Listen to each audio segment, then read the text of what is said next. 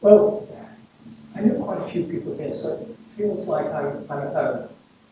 And I'd like this to develop into a dialogue. But I think what I have to say needs to be framed a little bit. I think I've been associated one way or another with the Centre for a long period of time.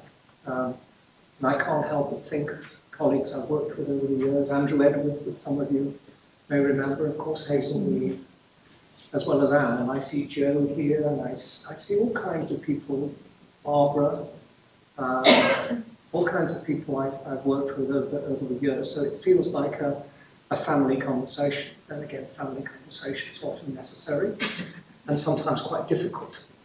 The second point I wanted to make by way of introduction was that but the more I think about these things, the kind of work you do, and I don't know the specifics of the roles you take on, and your struggles in the workplace. I'm very conscious of those. But the more I've thought about the kind of world in which we live, and its problems. I don't like to use the word challenges, but it keeps them jumping into my head. So forgive me if I mention that. And social theorists and cultural theorists, sociologists have given a lot of thought to this kind of world. And I think I want to say that the metaphors that particular thinkers use, like Anthony Giddens as a sociologist, or Zygmunt Bauman as a very distinguished sociologist, have to do with things like runaway world, or have to do in Bauman's case with what he calls liquid modernity. And I think what is being communicated in my mind by, we can disagree as to how much the world has always had that degree of liquidity and uncertainty about it. But nonetheless, I think there's a consensus that we're not quite sure what's happening, not least to Korea. And I suppose in that kind of liquid or runaway world, and I like the metaphor or the example that Giddens uses, that the flick of a computer algorithm, whole communities can be de-skilled in a matter of seconds. Or the consequence, or the process begins in a matter of seconds that can undermine people's life worlds, their livelihood, their families, their communities. So it's a slightly scary world that we live in. And I want to put to you something that you may or may not have considered, that in such a world, it seems to me that the kind of work you do is guidance. In guidance counselling, and I do understand the distinctions between some of these things, in mentoring or in counselling, become incredibly important. Because I suppose one dimension of a liquid world or the runaway world is that we need points of stability. We need people who will listen and help us to orientate ourselves in such a world. So I know that it might feel at times, might not, that your professional status or the work that you're doing is not necessarily universally valued. But I think I would want to underline from the very beginning that actually I think your work is of fundamental importance in the kind of world we have. I think I just like, I don't know, I use this viola, of course, at a conference, and it spoke to people a bit of time ago now, because it helps us to think of context. The viola is beautiful, but think about what goes into the cultivation and the expression of such beauty. We need to look after the soil. We need to work with the flower. It's not something that happens inevitably. In fact, in many places, unfortunately, there was no space, for whatever reason, for the violet to flower. And I think that's what I want to seek to illuminate this morning, that what makes things flower, or the word I'm going to use, is flourish.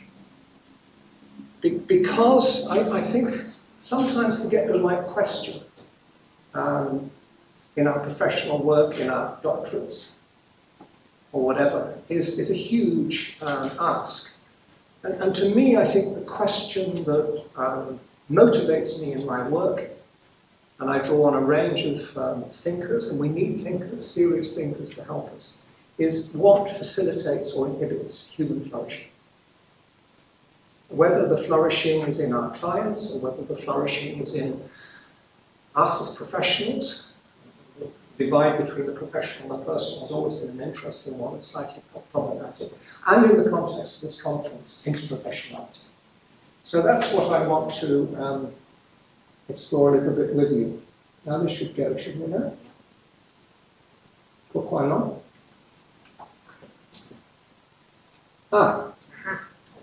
Never my strong point. Anne said I should say a little bit about myself and what I do, and the rationale for inviting me this morning. Well, I'm a psychoanalytic psychotherapist as well as an academic. And I want to frame the process of becoming a human being or flourishing as a human being within a relational context. We're not isolated, solipsistic creatures. We are born into relationships. And relationships at an intimate level also are affected by the family context in which we are born, for better or for worse. There's a lovely phrase that's used by, or was used by the very distinguished psychoanalyst that some of you will have heard of, Donald Winnicott, about things not needing to be perfect, but good enough. So it's how we create the circumstances that are good enough. So that my focus is partly on the intimate, the intimate in my kind of psychoanalytic work gets translated into an inner dynamic. I mean, crudely, if a person is abused in a very intimate experience, that person can become an abuser in turn. It's as though the inter becomes intra subjective, and that's the kind of work I do. But it's not enough for me, because I think if we're going to think about human flourishing, we need a broader frame of reference, which I'll come on to. I'm also a professor and a researcher. I'm a gatherer of people's stories, and it took me quite a while to find my way through the thing called research to, if you like, what I felt was authentic or good enough research. I call it auto/biographical narrative. It sounds a mouthful, but really it's quite simple, but very demanding and challenging in its application. Biography means, or this kind of approach means, that we try to understand the world as if we were standing in somebody else's shoes. Not through the frame of an organization or not through the frame of management imperatives, but as it is in someone's shoes. Often the biographical perspective, as is implied, will give us a lifelong view of someone's, I love that word by Mark Savickas, which I just came across again this morning, preoccupations.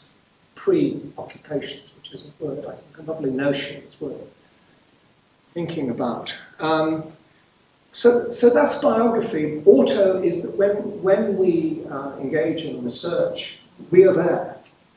The conventional view is that we obliterate the subjectivity of the researcher in the interaction, but I see research like human flourishing as a relationship. And we have to think about our presence. I've worked with young mums in places like Margate or East London, and when I'm there as a researcher trying to understand what it's like to be in their shoes, I'm there, present, whether we like it or not. And to don a kind of metaphorical white coat is really pointless, because you have to build a good enough relationship to be able to understand, or for somebody else to be able to tell their story. And within stories, they're not simply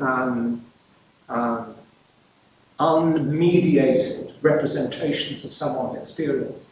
Stories are full of what's powerful, what we call in academic speak, the powerful discourses, the ways of thinking that percolate through a society.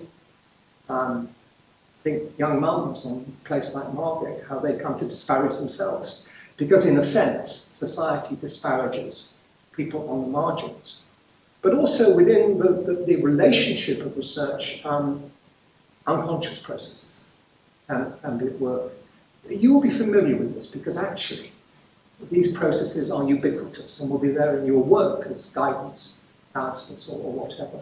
Like the need to appease or please. If you lived on the margins and when in your encounters with authority, if it's not been wholly positive, you'll find a way of managing and giving the stories back that kind of keeps authorities at bay. And I chronicle that in a lot of detail in my own work. Narrative is obviously a reference to story, and in a way that's been a big issue in my own work. How do we facilitate more open, less defended ways of storytelling and thinking about and working with people? And with Hazel Reid in particular, I've spent a lot of time thinking about the process of generating stories in more open, less defended ways, both within a research setting, but also within narrative careers guidance. I should say as well, and this, I suppose this is an expression of my values. I've done a lot of work in very marginalised communities. I suppose for a soundbite that has to do with struggles for social justice. So often working with very marginalised people in very difficult circumstances. I want to share with you 3 stories this morning, and I'd be interested in what in psycho-speak we call processes of projective identification. So how do stories speak to you? Do they speak to part of you? Do you recognise bits of yourself in the stories that Zoe tells? Zoe, these are all pseudonyms, of course. Zoe is a guidance worker. Andrew, the priest, and Matthew, and how topical could this be? The migrant, struggling to find good enough relationships and spaces in the context of a particularly problematic community in London. Andrew the priest is set within this particular study, which I published a book last year called Distress in the City, and it's my home city, it's where I was born. Some of you may know it, you've probably heard of it, if only by the football team. It's Stoke-on-Trent, Stoke City that is, in the English Midlands, which has been a struggling city for quite a long time because of economic collapse and all the consequences that stem from that, including the rise of racism and xenophobia and Islamophobia, and I can think of nothing more topical than that, and a whole history. Some of you may know this. I started my academic career as a labor historian, as a historian of working class communities, that those traditions of working class self-help that grew out of the Industrial Revolution and were particularly strong in the 20th century have largely disintegrated. A colleague of mine, a sociologist, says that all the processes of deindustrialization in the 20th century, the latter part of the 20th century, that fragility of working class self-help institutions has been a catastrophe for many communities. So maybe we could talk a little bit about that. So there's my question about human flourishing, which I'd like to kind of think aloud with you. And I want to say that I don't know what you think if somebody mentions theory. You probably want to run away. Theory has a strange place in the academy. I have students who say, God, it finds me stiff. I think, and again, it's Hazel who used this word, we need to find some theoretical friends. And I use the word friends deliberately, who can help us to understand the complexity of what it is that we're struggling with. I've mentioned one already, Donald Winnicott, who I think is talking at some basic level about love, or good enough love, in our relationships with significant others. A good enough love that makes it possible to be open, to take risks, to experiment. Because we're not preoccupied with looking after the prime caregiver. We're not anxious, we're not caught up in the management of something which doesn't feel quite right. And I've chronicled in some of my work with mature students in higher education how it's not just about the intellect. It's about quite primitive processes of what I call recognition. You know that moment we've all been there where you struggle to say something in a seminar where you're not feeling comfortable? And the tutor says, the tutor might look through you and you leave a seminar and probably nearly leave the university course because you feel so miserable and inadequate. But there are moments which I think touch very primitive, or what we call early parts of who we are, where we feel a tutor recognizes us, makes us feel legitimate, doesn't ridicule, but celebrates. And in our own heads, we might think, oh, that's terrible. But that somebody's taking an interest in us, listening to us, coming alongside us non-judgmentally, encouraging us to develop a particular point.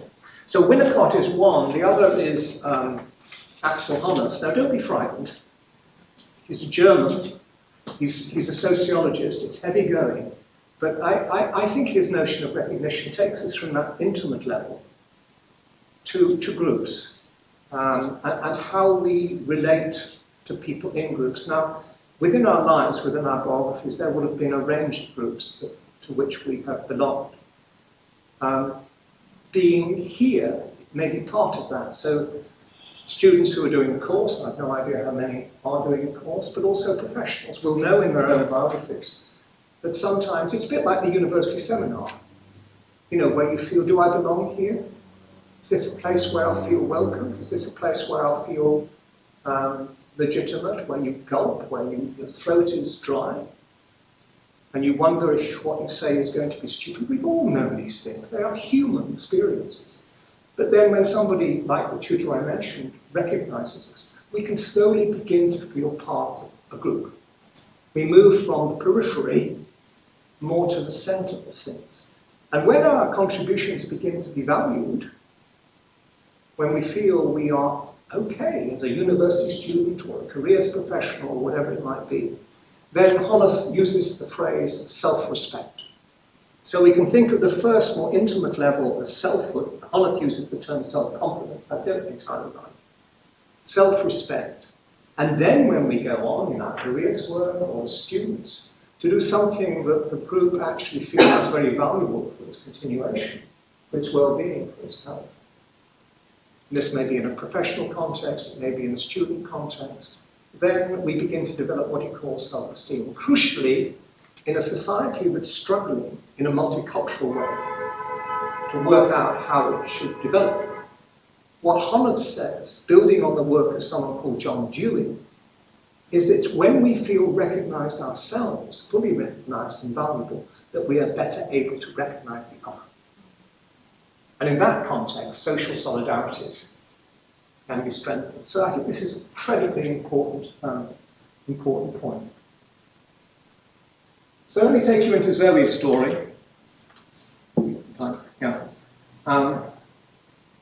Again, to stress, these names are pseudonyms, and you may be able to identify a little bit with Zoe. She found herself she worked in a marginalised community, struggling with some of the processes I referred to in the context of Stoke, deindustrialisation, uncertainty, fragility in terms of people's careers. She was struggling with who she was and what she should be doing, and the way she gave expression to this was that Linden and Hazel, she would say, I don't know what I should be doing. I have people who come in here who are really quite needy and very, very uncertain. Some quite fragile. I don't want to overplay that because I think we can pathologize people, but nonetheless, quite fragile. But I'm told I have to follow a 12-point interview schedule. And I'm told I've got 10 minutes or whatever it is to do this. And the preoccupation is not with process or good enough relationship. The preoccupation is with outcomes. That I have to fit people into something. Square pegs into round holes, or whatever the phrase happens to be. And I scream sometimes, she said, at the absurdity of what it is that I'm doing. That I'm aware on the one hand, through my counselling, that the considerable needs of the person sitting opposite me. But on the other hand, I'm questioning at a quite substantial level the merits of what I'm doing. By the way, I've heard similar things amongst other professionals. I've done work with doctors in difficult inner city contexts, and you know, the 10-minute slot and how absurd that can be when you're dealing with someone whose symptoms are complex, who challenge us to the core emotionally. There was a phrase that was used by another psychoanalyst, Michael Balint. Some of you may know of the Balint groups that were very important in supporting doctors for many years. They've tried a little bit in more recent times. And he used the phrase disturbance disturbs, so that when you're working with people who are disturbed, it'll have an effect on you, whether you like it or not, sometimes unconsciously, and we need to pay attention to that. And Zoe was disturbed by some of what was happening. The picture on the top there is, of course, of Mark Savickas, whose work, I noticed somebody is doing a workshop today and mentioned Mark Savickas in the blurb. I love the way he works. You may know or not know that Mark Savickas propounds the importance of narrative approaches in careers guidance and counselling. His background is as a psychoanalyst. And if you watch Mark Savickas working, there is a lovely containing feeling about how he relates to someone. And how can I help you today? Is the kind of question he would pose. And he would come at storytelling quite playfully. So, you know, tell me your role model from TV or whatever. What's your favourite TV show or whatever? And you see from his work that the juices of storytelling, you know, get going, flowing in a good enough relationship. What we decided to do some years ago now was to do a similar kind of, it's almost like a piece of action research with people in this part of the world, with careers guidance people or careers counsellors. I'm very aware of the issues around the terminology. To see whether in the real world, with people like Zoe, whether some kind of experiment in narrative-based approaches might be helpful to them. Zoe's experiences were mixed. I mean, I suppose that in a world that gets obsessed with what I call manualization, so here's your schedule, you have to do it according to that. In a way that can be seen, and I'm not saying I'm not wanting to dismiss it, but it can be seen as a way of managing difficulty. You're keeping things out of the frame of the relationship between someone else, with yourself and someone else. Zoe told a number of stories. So what various participants in the research did was we did role play. They learned how to or became more confident in facilitating storytelling. And then they went out and they recorded interactions with particular clients.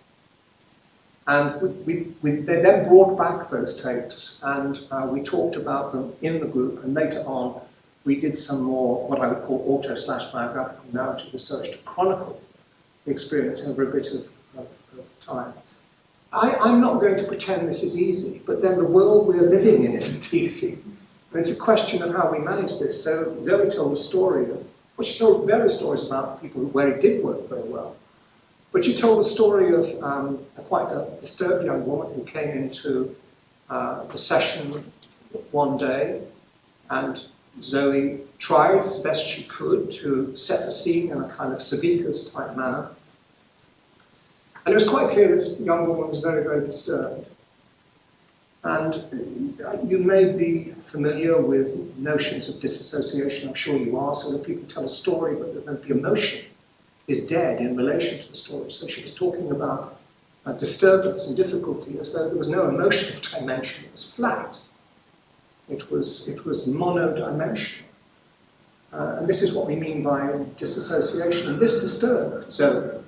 And the thing that was important for her in the work context, and I know you struggle with this, I think, was no adequate supervision available. In fact, there was a real jumble in the supervision because supervision was mixed with management, which I think can be complicated, to put it mildly. And anyway, you were grabbing at 10 minutes when you needed to have more time, just to sit down and say, well, I feel slightly troubled by this interaction. I'd just like to think about it with you and find a way forward. That really wasn't available. But Zoe did feel recognised. She felt recognised as part of the action research group, where she felt she was more able to talk openly and to tell stories about her experience. The relationship, and I said there are parallels between, if you like, the counselling relationship and the research relationship. The relationship with Hazel and me was very important. And she felt contained by that relationship. She loved the opportunity. And she said, you know, I would never talk about this at work. It's just not possible because people feel so pressurized. She loved literature. And she was able to bring in literature to think about the experiences of some of her clients. That reminds me of. And just the permission almost to be able to do that was extraordinary. So she described the research project, for what it's worth, as a lifeline. I'm going to move on. Andrew and faith in the city. I've given you a very brief soundbite almost about this context. This hurts, actually. This is very personal for me, because this was a city once with a very proud economic tradition in potteries, mines, iron and steel production. And in the 80s, all of that went. There's still pottery made there, but from something like 100,000 people who were employed in the pottery industry in the 70s, it went down to 9,000. And that's a pretty catastrophic fall in the numbers of people employed. The estate where I was born, I was aware of problems. I heard that there'd been a fire at a nation shop. I'd heard that somebody had been killed. And I thought to myself, well, I do have certain kinds of experience and skills. I'm going to go spend some time just being ethnographically in this part of the city and just gathering people's stories. And that's what I did. That then took me into some Muslim communities in the city, and I did more or less the same thing. And that raised all sorts of issues as well about who I was, surveillance, and all the other things that may immediately come to mind. The estate, my estate, was unrecognisable. Now I know there's a terrible tendency for what we call splitting in psychospeak. So that's where we idealise the past and we think of the present as all terrible. It's much more mixed than that. But in a sense, the extent of drug taking was considerable. Somebody said, look out of that house, this is someone you're talking to, the druggies are over there. And actually, this is where it gets very complicated. The British National Party, who made a lot of inroads on the estate, sorted out the druggies. So it's quite complicated. That's a kind of recognition. So recognition isn't all about goody things. It's about very complicated things too. Mental health. I don't entirely buy into the Layard-Clark research methodology that establishes numbers. But as a rough guide, we're talking about one out of 3 families with somebody with mental health issues. And that's enormous. That's difficult. That's going to disturb the professionals engaging with this. Racism and violence, the gangs on the estate, which I've been a kid on the estate. I've been part of a gang. We had fights, but this is on a mega scale. This was when I was little. And the violence on the streets, and the politics, because not only had the economy collapsed, but politics too. And here in this context was a priest called Andrew. He hated austerity. He felt some of the interventions that had been made in his community and in the city more widely had suddenly withered and died. You may recall the Pathfinder project. This was a housing redevelopment project. So in Stoke, what they did, they raised areas so as to prepare the areas for a major rebuilding program, except the second bit never took place. Because in 2010, whatever we think about it, a coalition government came in and the program was that caused huge anger and resentment in the city of Stoke. He felt that he was losing his way. We can think of him as a professional. He went to neighbourhood development meetings. There was a neighbourhood group trying to work towards regenerating the estate. He really struggled with other professionals. And he would come home and think, what is going on here? Are we just in competition with one another? How are we helping to improve the estate so that people might, relatively speaking, flourish? And this used to drive him mad. He also, interestingly, talked about his crisis of faith. So what was he supposed to be doing as a priest in that sort of context? And he had different voices, in object relations terms, I do, in his head, in his heart. So one voice, my religion is about coming alongside the widow, the poor, the oppressed. That's what it's fundamentally about. But he had other voices in his head about why can't people live a decent family life? And why are some of these families so dysfunctional? Why is there no respect for children in certain families or for partners and so on? He was struggling with all this. And we gave, so that it was almost as if me spending time with him, and some of this work was over 3 or even 4 years, working longitudinally. He talked about the research as a kind of therapy, which raises interesting issues. I don't have a problem with that, in the sense that I think listening, coming alongside non-judgmentally, giving someone a sense of legitimacy to share things which they may more regularly just close down on, that can be therapeutic. You need to understand boundary issues, of course you do, and you're not there as a therapist, but nonetheless just listening in that sort of qualitatively attuned way can be enormously therapeutic for people. How did he find relative degrees of flourishing in this kind of context? Food banks. And it was the development of the food banks which was partly ecumenical. So a number of religious groups were working to provide the food banks, but lots of other professionals coming in. And it's the sense of a common purpose, that they were doing something important, which so contrasted with the fractiousness and the rivalry in the neighbourhood project meetings. So that's Andrew's. So I want to finally sort of bring in Matthew. I walked around this place a moment ago and I saw there's lots of conferences here on migration. It's a massive issue for our time. And Matthew, this came out of research we were doing on non-traditional learners in universities. It was a European research project. And if we want to go into the heart of darkness, this is real heart of darkness stuff. Matthew was the product of a civil war.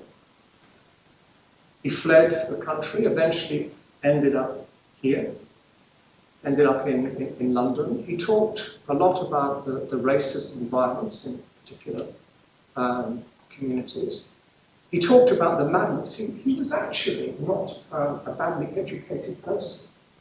He spoke 4 languages, which becomes eventually quite important.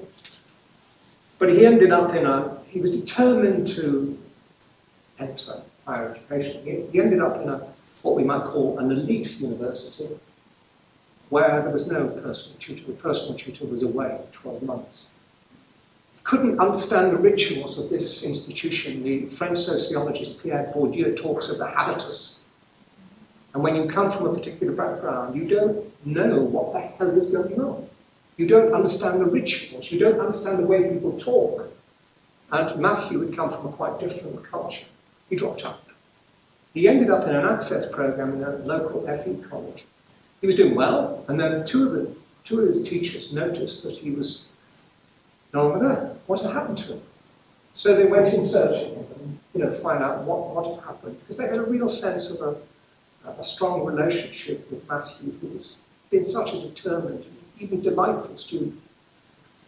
They met him, they talked about it. You remember those vans in London that went round, inform on anybody who's here illegally? Do you remember those? Matthew had noticed those. And at roughly the same time, you remember that the asylum seekers had to report to an asylum centre more regularly. I think it was fortnightly or something like that. And that, of course, had affected his ability, as he saw it, to attend. He was feeling very fragile, very uncertain about what on earth to do. As it happened, the two lecturers were like good parents. I'm always interested in the way in which our role, in whatever context, will change and shift. One moment we're a lecturer, another moment we're a good parent. They organised a campaign for Matthew, and they started the process of asylum seeking. They also got him back in the course, because by the time we engaged with him, he was 1 year into a programme at another, yes, more multicultural university where he felt much more comfortable. We as researchers are very conscious about our role with Matthew. In many ways he was very competent, but he was constantly wanting our reassurance. Think of the primitive aspects here of who we are. Is this okay? Is this right? He was very anxious about his writing. And he kept on struggling with 1 or 2 assignments. One of I was debating, I was talking with a colleague, can I send you something to look at? Ethical issues, what do we do? Anyway, we agreed, and we kind of made comments on his writing. If he was offering something to us, why shouldn't we be offering something in return? Although we had a big ethical debate about that. Now, I posit the idea that in those interactions, as well as some of the other interactions I've been talking about, that there's a sense of quite fundamental recognition of selfhood having space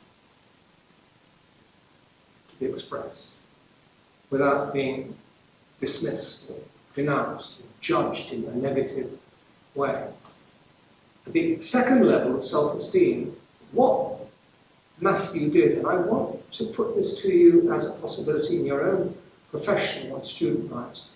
Matthew was actually quite opportunistic in finding groups to which he wanted to belong, and from which he found succor. So he joined the University Equal Opportunities, for instance. And he suddenly found himself representing all kinds of groups within the university and felt himself, my God, not only am I becoming a student, but the Vice-Chancellor even listens to me. This is very much around the idea, I think, of self-respect.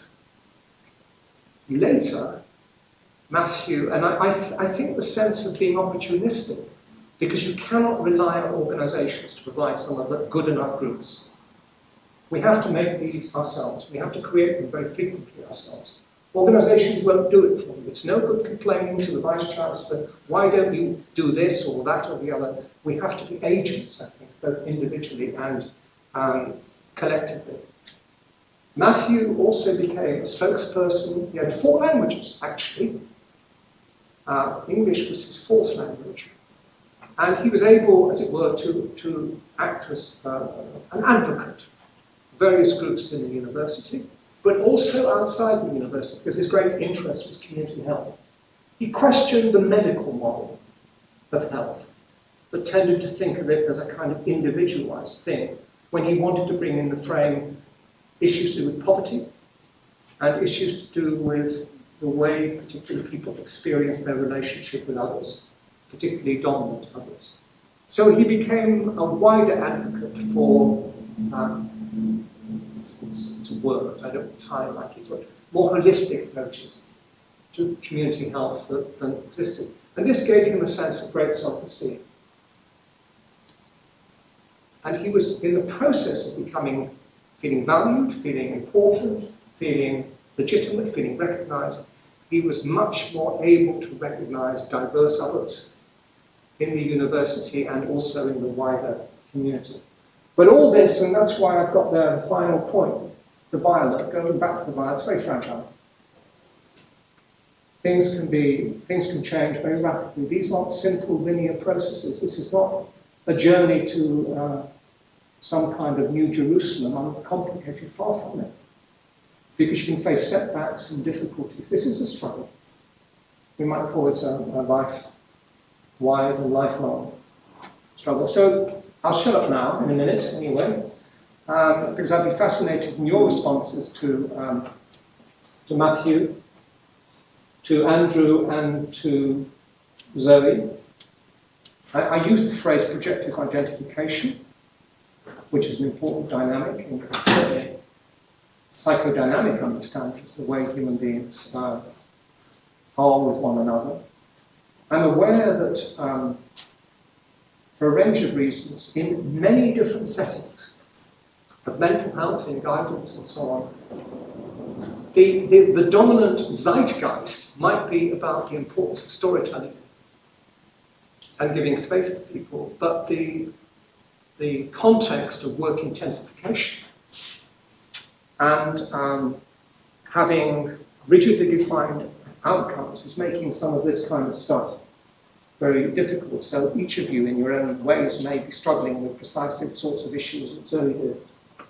I put it to you that if each of us feels better recognised, we are better able to recognise others, and that should be considered an important part of our professional cultures, that we find spaces to recognise each other at those three different levels. It's all a very delicate flower. We have to be aware of that. We have to be aware of that.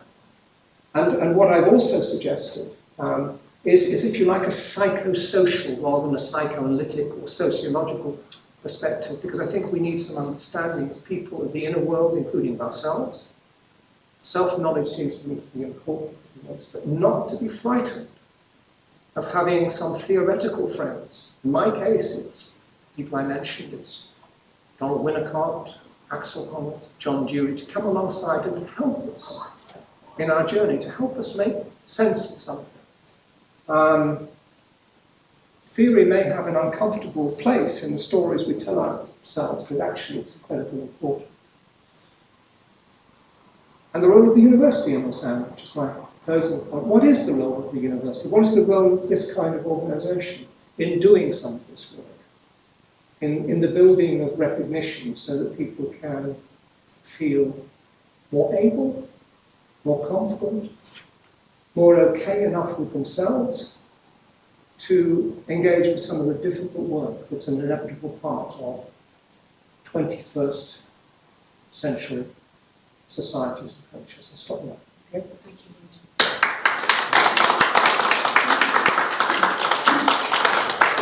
Thank you very much for doing so rich and so much for us to think about beginning our day where we're going up to workshops where we'll have specific things to think about. Can I just mention this, yes. the reading list, which I don't know whether you... Which you must all read by the next... I think 10 minutes. 10 minutes. I sent out, I don't know whether you sent out the earlier... No, but we will. Yeah, okay, it's just that I missed out one or two readings that maybe speak to you directly, particularly work I did with Hazel. Brilliant, thank you.